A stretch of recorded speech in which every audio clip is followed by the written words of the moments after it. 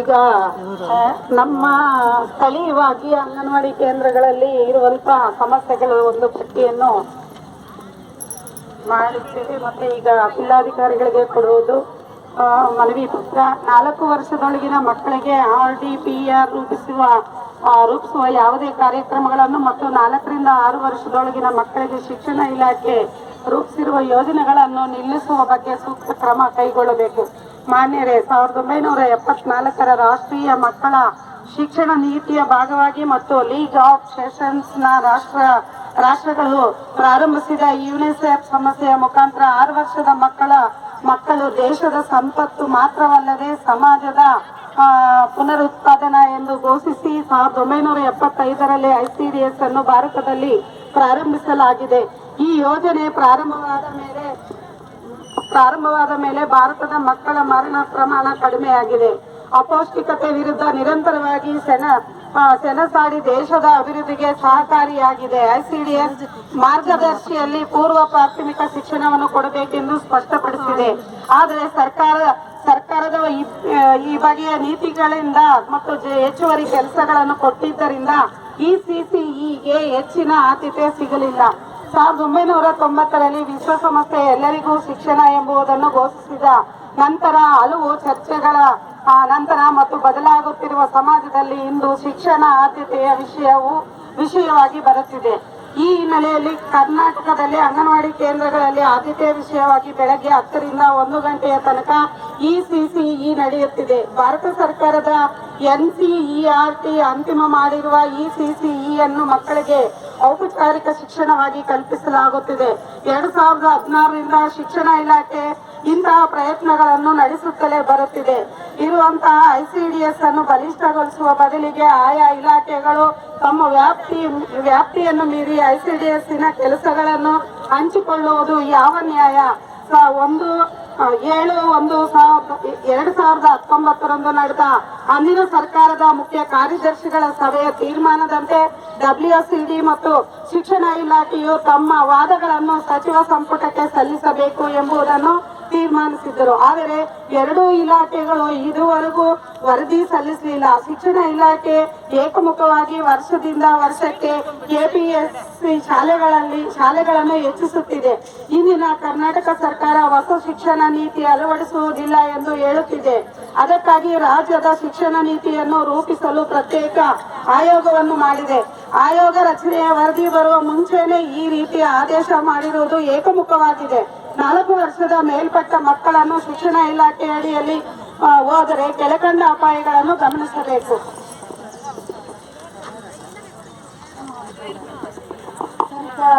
ಶಿಕ್ಷಣ ಇಲಾಖೆ ಏನು ಆದೇಶ ಮಾಡಿದೆ, 11ನೇ ತಾರೀಕು ಒಂದು ಆದೇಶ ಮಾಡಿದೆ. LKG UKGಗಳನ್ನು 1078 ಶಾಲೆಗಳಲ್ಲಿ ಓಪನ್ ಮಾಡಬೇಕು ಅಂತ 7 ಜಿಲ್ಲೆಗಳಲ್ಲಿ. ಮತ್ತೆ ಗುಲ್ಬರ್ಗ ಕರ್ನಾಟಕದ ಕಡೆ ಹೋರಾಟವನ್ನು ಮಾಡಿ ನಮ್ಮ ವರ್ಕರ್ಸು 3-4ನೇ ತಾರೀಕು ಆದೇಶವನ್ನ ಸ್ಥಗಿತ ಮಾಡಿದ್ರು. ಮತ್ತೆ ಈಗ 13ನೇ ತಾರೀಕು ಆದೇಶ ಮಾಡಿದೆ, ಎಲ್ಲ ಕಡೆ ಕೂಡ LKG UKG ಓಪನ್ ಮಾಡಬೇಕು ಅಂತ. LKG UKG ಓಪನ್ ಮಾಡಿದ್ರೆ ಅಲ್ಲಿಗೆ ಹೋಗುವಂತ ಮಕ್ಕಳು 3 ರಿಂದ 6 ವರ್ಷದ ಮಕ್ಕಳೇ ಕೂಡ ಆಗುತ್ತಾರೆ. ಇವತ್ತು 50 ವರ್ಷದಿಂದ ಕೂಡ ನಮ್ಮ ವರ್ಕರ್ಸ್ ಕೆಲಸ ಮಾಡ್ತಾ ಇದ್ದಾರೆ. ಮತ್ತೆ ಇವತ್ತು ವೈಜ್ಞಾನಿಕವಾಗಿ ಹೇಳಿದ್ದಾರೆ, ಇವತ್ತು ಏನು ಮಕ್ಕಳಿಗೆ ಶಾಲಾ ಪೂರ್ವ ಶಿಕ್ಷಣ ಅಂದ್ರೆ ECCಯಲ್ಲಿ ಮಕ್ಕಳ ಆರೈಕೆ, ಬಾಲ್ಯದ ಆರೈಕೆ ಮತ್ತು ಶಿಕ್ಷಣ ಕೊಡುವಂತ ಇದರಲ್ಲಿ ಮಕ್ಕಳ ಮಾನಸಿಕ ಬೆಳವಣಿಗೆ 80% 6 ವರ್ಷದ ಒಳಗೆ ಆಗ್ತದೆ ಅಂತ, ದೈಹಿಕ ಬೆಳವಣಿಗೆ 40% 6 ವರ್ಷದ ಒಳಗೆ ಆಗ್ತದೆ ಅಂತ, ಅವ್ರಿಗೆ ಹೆಚ್ಚಿನ ಒತ್ತಡ ಕೊಡಬಾರ್ದು ಅಂತ ಅವರೇ ವೈಜ್ಞಾನಿಕವಾಗಿ ಹೇಳಿರುವಂಥದ್ದು, ನಾವು ಹೇಳಿರುವಂಥದ್ದು ಅಲ್ಲ. ಆದ್ರೆ ಇವತ್ತು LKG UKG ಓಪನ್ ನಾವು ಅಂಗನವಾಡಿಗಳಲ್ಲಿ ಆಟ ಪಾಠಗಳ ಮುಖಾಂತರ ಮತ್ತೆ ಅದಕ್ಕೆ ಏನು ಮಾನಸಿಕವಾಗಿ ಈಗ ಏನು ಬೆಳವಣಿಗೆಗಳು ಆಗ್ಬೇಕು ಅಂತಿದೆ ಅದಕ್ಕೆ ತಕ್ಕಂತಹ ಶಿಕ್ಷಣವನ್ನ ನಾವು ಕೊಡ್ತಾ ಇದ್ದೀವಿ. ಇಲಾಖೆಯವರು ತರಬೇತಿ ಕೊಡದೇ ಇರಲಿ. ಇವತ್ತು ನಮ್ಮ NGO ಕೂಡ ಸುಮಾರು ನಮ್ಮ ವರ್ಕರ್ಸ್ಗೆ ತರಬೇತಿಯನ್ನು ಕೊಡ್ತಾ ಇದ್ದಾರೆ. ಇವತ್ತು ತರಬೇತಿ ಕೊಡೋದನ್ನ ನಿಲ್ಲಿಸ್ಬಿಟ್ಟಿದ್ದಾರೆ ಸರ್ಕಾರದ ವತಿಯಿಂದ. ಆದ್ರೆ ಇವತ್ತು ಕೊಡ್ತಾ ಇದ್ದಾರೆ. ಕೊಡಕ್ ಮೊದಲು ಕೂಡ ಇನ್ನೂ ಹಲವಾರು ಇದನ್ನ ಇವ್ರಿಗೆ ಒಪ್ಪಿಸಿದ್ದಾರೆ. ಒಂದು ಮೈನ್ ಆಗಿ ಎಲೆಕ್ಷನ್ ಕೆಲಸ, ಇವತ್ತು ICDS ಯೋಜನೆಯಲ್ಲಿ ಫಲಿತಾಂಶ ಬರಬೇಕು ಅಂತಂದ್ರೆ ಇವ್ರಿಗೆ ಯಾವ್ದು ಕಾಪಾಡಿ ಮಾಡಿದಾರೋ ಅದಕ್ಕೆ ಬಿಟ್ಟರೆ ಫಲಿತಾಂಶ ಬರ್ತದೆ. ಆದ್ರೆ ಇವತ್ತು ಎಲ್ಲಾ ಕೆಲಸಗಳಲ್ಲೂ ಕೂಡ ಅವ್ರ ಮೇಲೆ ಒತ್ತಡ ಹಾಕಿ ಇವತ್ತು ಶಾಲಾ ಪೂರ್ವ ಶಿಕ್ಷಣ ಏನ್ ನಾವು ICDS ಮ್ಯಾನ್ಯಲ್ ಅಲ್ಲಿ ಏನಿದೆಯೋ ಅದನ್ನು ಮಾಡಕ್ಕೆ ಬಿಡ್ತಾ ಇಲ್ಲ. ಇವಾಗ ಶಾಲಾ ಪೂರ್ವ ಶಿಕ್ಷಣಕ್ಕೆ ಹೆಚ್ಚು ಮಾಡಕ್ಕೆ ಬಿಡ್ತಾ ಇಲ್ಲ. ಅದು ಆಗ್ಬೇಕು ಅನ್ನುವಂಥದ್ದು. ಮತ್ತೆ ಇವತ್ತು 2019ರಲ್ಲಿ ನಾವು ಹೋರಾಟ ಮಾಡಿದಂಥ ಸಂದರ್ಭದಲ್ಲಿ ಒಂದು ಆದೇಶ ಮಾಡಿದೆ, 10 ಗಂಟೆಯಿಂದ 1:30ವರೆಗೂ ಕಡ್ಡಾಯವಾಗಿ ಶಾಲಾ ಪೂರ್ವ ಶಿಕ್ಷಣ ಮಾಡಬೇಕು ಅಂತ. ಆದ್ರಿಂದ ಇವತ್ತು ಸರ್ಕಾರದ ವತಿಯಿಂದಾನೇ ಅದು ಒಂದು ಬೋರ್ಡ್ ಅನ್ನ ಇವತ್ತು ಎಲ್ಲಾ ಸರ್ಕಾರಿ ಕಚೇರಿಗಳಲ್ಲಿ ಕೂಡ 3 ಗಂಟೆ ಮೇಲೆ ಇದು ಏನು ಸಂದರ್ಶನದ ಸಮಯ ಅಂತ ಏನಿರ್ತದೆ ಅದೇ ತರ ಇಲ್ಲಿ ಕೂಡ ಆಗ್ಬೇಕು ಅನ್ನೋಂಥದ್ದು. ಅಲ್ಲಿವರೆಗೂ ಕೂಡ ಇವು ಶಾಲಾ ಪೂರ್ವ ಶಿಕ್ಷಣ ಮಾಡುವಂತ ಸಂದರ್ಭದಲ್ಲಿ ಅಲ್ಲಿ ಡಿಸ್ಟರ್ಬ್ ಮಾಡಬಾರ್ದು ಅನ್ನೋಂಥದ್ದು ಕೂಡ ಈಗ ನಮ್ಮ ಒತ್ತಾಯ ಇದೆ. ಇವತ್ತು ಈ ಆದೇಶ ರದ್ದಾಗಬೇಕು. ಇವತ್ತು ಮಂಗಳವಾರದಿಂದ ನಾವು ಎಲ್ಲ MLAಗಳ ಮನೆಗಳ ಮುಂದೆ ಹೋರಾಟಕ್ಕೆ ಹೋಗ್ತಾ ಇದ್ದೀವಿ. ಈ ಆದೇಶ ರದ್ದಾಗೋವರೆಗೂ ಕೂಡ ನಮ್ಮ ಹೋರಾಟ ಮುಂದುವರಿತದೆ ಅಂತ ಅಂದ್ಬಿಟ್ಟು ಈ ಸರ್ಕಾರಕ್ಕೆ ಕೊಡಬೇಕು. ಮತ್ತೆ ಇಲ್ಲಿ ಲೋಕಲ್ ಆಗಿ ಸುಮಾರು ಸಮಸ್ಯೆಗಳಿದ್ದಾರೆ. ಇವತ್ತು ಆಹಾರ ಪದಾರ್ಥಗಳನ್ನು ಬದಲಾವಣೆ ಮಾಡಿದ್ದಾರೆ. ಇವತ್ತು ಇಡೀ ರಾಜ್ಯಕ್ಕೆ ಒಂದೇ ತರದ ಆಹಾರ ಪದಾರ್ಥವನ್ನ ಸಪ್ಲೈ ಮಾಡ್ತೀವಿ ಅಂತ ಹೊರಟಿದ್ದಾರೆ.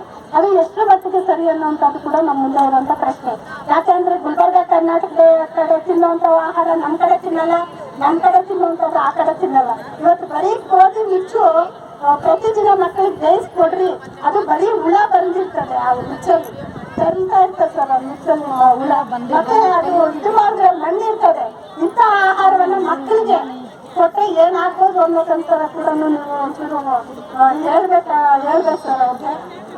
ಅದರಿಂದ ಆಹಾರ ಪದಾರ್ಥಗಳನ್ನು ಬದಲಾವಣೆ ಆಗಬೇಕು. ಮೊದಲು ಯಾವ ತರ ಕೊಡ್ತಾ ಇದ್ರು ಅದೇ ತರನೇ ಇವತ್ತು ಡಿಸೆಂಟ್ರಲೈಸ್ ಮಾಡಬೇಕು ಅಂತ ಅಂದ್ಬಿಟ್ಟು ಕೋರ್ಟೆ ಆದೇಶ ಮಾಡಿದೆ. ಇವತ್ತು ಬರೀ 3 MSPTCಗಳಿಗೆ ಇಡೀ ರಾಜ್ಯದ ಆಹಾರ ಪದಾರ್ಥಗಳನ್ನ ಸಪ್ಲೈ ಮಾಡಕ್ಕೆ ಆದೇಶ ಕೊಟ್ಟಿದ್ದಾರೆ. ಇದೆಷ್ಟುವರೆಗೂ ಸರಿ. ಅದರಿಂದ ಇದು ಬದಲಾವಣೆ ಆಗ್ಬೇಕು ಅನ್ನುವಂಥದ್ದು. ಮತ್ತೆ ಇವತ್ತು ಗ್ಯಾಸ್ ಹಣ ಇವತ್ತು ಕೊಡ್ತೀವಿ, ಇದುವರೆಗೂ ಕೂಡ ಬಾಲ ವಿಕಾಸ್ ಸಮಿತಿಗಳಿಗೆ ಹಾಕ್ತಿದ್ರು. ಇನ್ಮೇಲೆ ನಾವೇ ಸಪ್ಲೈ ಮಾಡ್ತೀವಿ ಅಂತ ಹೇಳ್ತಿದ್ದಾರೆ. ಸಪ್ಲೈ ಮಾಡಲಿ ಸಂತೋಷ, ಆದ್ರೆ ಗ್ಯಾಸ್ ಇರೋವಾಗೆ ಸಪ್ಲೈ ಮಾಡಿದ್ರೆ ಅದು ಯೂಸ್ ಆಗ್ತದೆ. ಅವರು ಸಪ್ಲೈ ಈಗ ಗ್ಯಾಸ್ ಆಗೋದ್ಮೇಲೆ 8 ದಿನಕ್ಕೆ ತಂದು ಕೊಟ್ರೆ 8 ದಿನ ನಮ್ಮ ವರ್ಕರ್ಸ್ ಹೆಂಗೆ ಅಡುಗೆ ಮಾಡಬೇಕು ಅನ್ನೋಂಥದ್ದಿದೆ. ಮತ್ತೆ ಇವತ್ತು ಅಂಗನವಾಡಿ ಕೇಂದ್ರಗಳಲ್ಲಿ ಸ್ಟವ್ಗಳು ಸುಮಾರು 10 ವರ್ಷ ಆಗಿದೆ ಕೊಟ್ಟು. ಅಲ್ಲೇನಾದ್ರೂ ಅವಘಡಗಳಾದ್ರೆ ಏನ್ ಮಾಡ್ಬೇಕು ಅನ್ನೋದು ಗೊತ್ತಿಲ್ಲ, ಸರಿಯಾಗಿ ಉಳಿತಾ ಇಲ್ಲ. ಅಡುಗೆ ಅಲ್ಲೇ ಮಾಡ್ಬೇಕು ಅನ್ನೋಂಥದ್ದಿದೆ. ಆದ್ರಿಂದ ಆ ಸ್ಟವ್ಗಳನ್ನ ಕೊಡಬೇಕು ಅನ್ನೋಂಥದ್ದಿದೆ. ಮತ್ತೆ ಈಗ ಪುಸ್ತಕಗಳು ಕೂಡ ಬುಕ್ಸ್ ಸಪ್ಲೈ ಮಾಡ್ತಾ ಇಲ್ಲ. ಈಗ ಮೊಬೈಲ್ಗಳು ಹಾಳಾದಾಗ ನಾವು ಬುಕ್ಸ್ ಅಲ್ಲೇ ಬರೀಬೇಕಾಗ್ತದೆ. ಆದ್ರೆ ಬುಕ್ಸ್ ಇಲ್ಲದೆ ಇರೋದ್ರಿಂದ ಬುಕ್ಸ್ ಅನ್ನ ಸಪ್ಲೈ ಮಾಡಬೇಕು ಅಂತ. ಮತ್ತೆ ಇವತ್ತು ಅಲ್ಲಿ 3 ಲೀಟರ್ದು 5 ಲೀಟರ್ ಕುಕ್ಕರ್ಗಳಿಲ್ಲ. ಇವತ್ತು 12 ಲೀಟ್ರು 15 ಲೀಟ್ರು ಆ ತರದ ಕುಕ್ಕರ್ಗಳನ್ನೇ ಕೊಟ್ಟಿದ್ದಾರೆ. ಇವತ್ತು ಅಂಗನವಾಡಿಗಳಲ್ಲಿ ಒಂದು 10 ಜನ ಒಳಗಡೆ ಇವತ್ತು ಮಕ್ಕಳು ಬರ್ತಾರೆ. ಅಷ್ಟು ದೊಡ್ಡ ಕುಕ್ಕರ್ಗಳಿಟ್ಟು ಮಾಡಕ್ಕೆ ಆಗ್ತಾ ಇಲ್ಲ. ಅದರಿಂದ 3 ಲೀಟರ್ದು 5 ಲೀಟರ್ದು ಕುಕ್ಕರ್ ಕೊಡಬೇಕು ಅನ್ನೋಂಥದ್ದು. ಮತ್ತೆ ಇವತ್ತು NPS ಕಾರ್ಡು ಸುಮಾರು 15 ವರ್ಷದಿಂದ ಕೇಳ್ತಾನೆ ಇದೀವಿ. 2011ರಿಂದ ಕೆಲವ್ರಿಗೆಲ್ಲ NPS ಕಟ್ಟಾಗಿದೆ, ಅವ್ರಿಗೆ ಕಾರ್ಡ್ ಬಂದಿಲ್ಲ. ಮತ್ತೆ ಕಟ್ಟಾಗಿರೋಂಥವ್ರಿಗೆ ಹಣ ಬಂದಿಲ್ಲ, ಕೇಳ್ತಾನೆ ಇದೀನಿ. ಅದನ್ನು ಸರಿ ಮಾಡ್ಸಕ್ಕೆ ಇಂದಿವರೆಗೂ ಕೂಡ ಇಲಾಖೆಯಲ್ಲಿ ಆಗಿಲ್ಲ. ಇವತ್ತು ಅದು ಸ್ಕೀಮೇ ನಿಂತೋಗಿದೆ. 2016ರಿಂದ ಯಾರು ಅಪಾಯಿಂಟ್ ಆಗಿದ್ದಾರೆ ಅವ್ರಿಗೆ NPS ಇಲ್ಲ. ಆದ್ರೆ ಅದನ್ನ ಸರಿ ಮಾಡಕ್ಕೆ ಇದುವರೆಗೂ ಕೂಡ ಆಗಿಲ್ಲ. ಅದನ್ನ ಸರಿ ಮಾಡಬೇಕು ಅನ್ನೋಂಥದ್ದು. ಅವ್ರಿಗೆ ಕಟ್ಟಾಗಿರುವಂಥ ಹಣ ಅದು ವಾಪಸ್ ಕೊಡಬೇಕು. ಮತ್ತೆ ಈಗ ಖಾಲಿ ಸುಮಾರು ಅಂಗನವಾಡಿ ಕೇಂದ್ರಗಳಲ್ಲಿ 176 ಅಂಗನವಾಡಿ ಕೇಂದ್ರಗಳಲ್ಲಿ ಹೆಲ್ಪರ್ಸ್ ಖಾಲಿ ಇದ್ದಾರೆ ಇಡೀ ಜಿಲ್ಲೆಯಲ್ಲಿ. ಇವತ್ತು ಎಲ್ಲ ಕೆಲಸ